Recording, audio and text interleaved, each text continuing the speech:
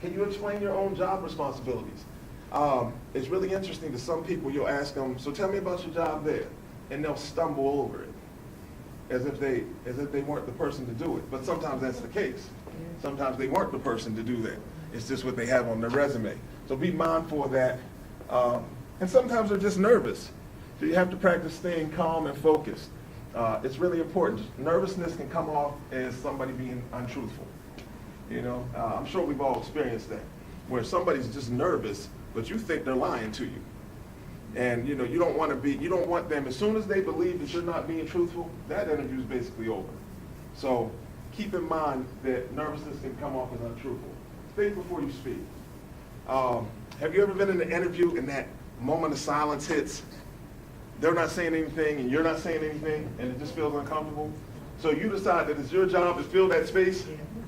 It's not your job to fill that space. They're the interviewer. It's their interview. Let them own it. Answer the question and stop. If they're taking notes and they're not saying anything, that's on them.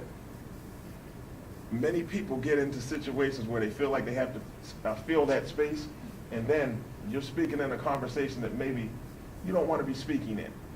You might start sharing information that maybe you didn't want to share.